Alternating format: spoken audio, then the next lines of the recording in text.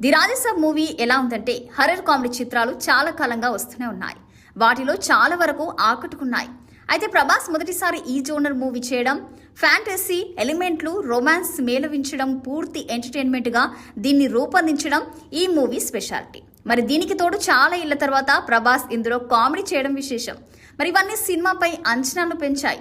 మరి ఆ అంచనాలను ఈ మూవీ అందుకుందా అంటే ఆ విషయంలో ఆలోచించాల్సిందే. చాలా వరకు డిసప్పాయింట్మెంట్ చేసిందని చెప్పొచ్చు. అయితే టెక్నికల్గా ఈ మూవీ చాలా బాగుంది.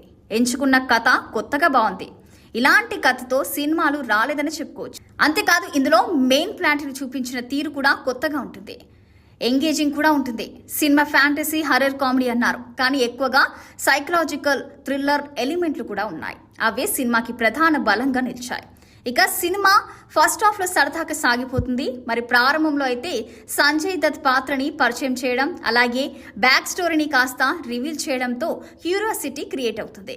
హర్రర్ ఎలిమెంట్లు భయపెట్టిస్తాయి. ఆ తర్వాత ఒక ఊర్లో ప్రభాస్ తన నానమ్మతో ఉండడం, ఆమె కనకరాజు కోసం వెయిట్ చేయడం, తాత కోసం వెతకడం వంటి సన్నివేశాలతో సాగుతుంది. అందులోనే ముగ్గురు హీరోయిన్లని పరిచయం చేసి గ్లామర్ సైడ్ వాళ్ళ ప్రతాపం చూపించి ఆడియన్స్ ని ఆకట్టుకునే ప్రయత్నం చేశారు.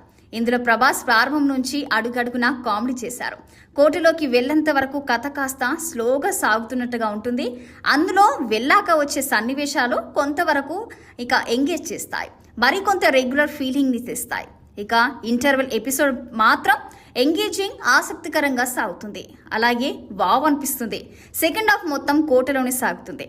ఇక కోటలోకి వెళ్ళాక అందులో నుంచి బయటపడేందుకు వాళ్ళు పడే తిప్పలు, అలాగే మాలవికతో ప్రభాస్ రొమాన్స్, ఆ తర్వాత నిధి కూడా రావడం, ఆమెతోనూ రొమాన్స్, చివరకు రిధి కూడా వస్తుంది. ఇలా ముగ్గురు హీరోయిన్లతో ప్రభాస్ నలిగిపోయే సన్నివేశాలు కొంతవరకే నవ్వులు పూర్తిస్తాయి.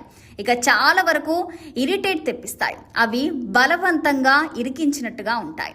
ఇక ఫస్ట్ హాఫ్ లో కామెడీ అంతగా వర్కౌట్ కాలేదు, కానీ సెకండ్ హాఫ్ లో కాస్త నవ్వించింది, మెప్పించిందని కూడా చెప్పుకోవచ్చు. సైకలాజికల్ అంశాలు చూపించిన తీరు చాలా బాగున్నాయి. అవి కొత్తగా ఉన్నాయి. ఇక ఎంగేజ్ చేసేలా కూడా ఉన్నాయి. మన మైండ్కి పదును పెట్టేలా వస్తుంది. క్లైమాక్స్ని బాగా డీల్ చేశారు. ఇక వేరే లెవెల్ అనేలా కూడా ఉంటుంది. మొత్తానికి మాత్రం క్లైమాక్స్తో బాగానే హడావిడి చేశారు. ఇక పార్ట్ 2కి కూడా లీడ్ ఇవ్వడం విశేషం. ఓవరాల్గా చూసుకుంటే మూవీలో ఫస్ట్ హాఫ్లో స్లోగా అనిపిస్తుంది, కానీ సెకండ్ హాఫ్ కొంత కవర్ చేశారు. అయితే చాలా చోట్ల కామెడీ సీన్లు మాత్రం తేలిపోయాయి. ఇక ఫస్ట్ హాఫ్లో ఏ మాత్రం అయితే వర్కౌట్ కాలేదని చెప్పుకోవచ్చు. ఇరికించినట్లుగానే కనిపిస్తాయి. చాలా లాజిక్ లెస్గా అనిపిస్తాయి. ఎంతసేపు అక్కడెక్కడే తిరుగుతూ ఉంటుంది. ఇక ముందుకైతే కదలని చెప్పుకోవచ్చు. మరి అదే సమయంలో మాత్రం లవ్ ఎపిసోడ్లు కూడా కనెక్ట్ అయ్యేలా లేవు. సెకండ్ హాఫ్లో కొంత కామెడీ, అలాగే క్లైమాక్స్ సినిమాకి ప్రధాన బలంగానే చెప్పుకోవచ్చు.